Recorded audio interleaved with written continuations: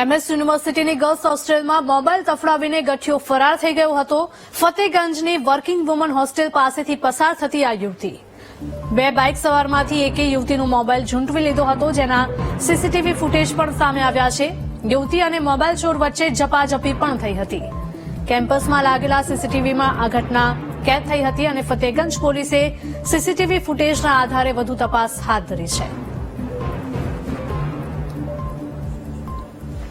સંવાદદાતા માનુ જોડાયા છે ફોનલાઈન પર. માનુ, એમએસ યુનિવર્સિટીની ગર્લ્સ હોસ્ટેલમાં મોબાઈલ તફડાવાનો બનાવ સામે આવ્યો છે.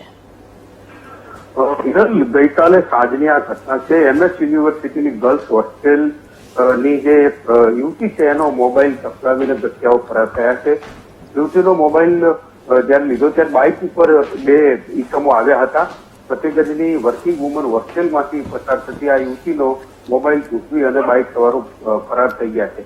બે બાઇક સવાર પૈકી એકે યુવતીનો મોબાઈલ તૂટ્યો ત્યારે યુવતીએ આ એકનો સામનો પણ કર્યો અને એને નીચે પણ પછાડી દીધો હતો. જોકે તેમ છતાં ગઠિયાઓ છે મોબાઈલ લઈ અને ફરાર થઈ ગયા. સમગ્ર મામલો છે સીસીટીવીમાં કેદ થયો છે. હાલ તો ફતેગંજ પોલીસે સીસીટીવી ફૂટેજના આધારે આજે બંને આરોપીઓની શોધખોળ શરૂ કરી છે. પરંતુ એમએસ યુનિવર્સિટીની પ્રીમિસમાંથી મોબાઈલ તૂટવાની ઘટના બની છે અને એને લઈને પોલીસ માટે પણ આ ચિંતાનો વિષય છે. અત્યારે પોલીસ આરોપીની શોધખોળ કરી રહી છે. જી માનુ, આભાર.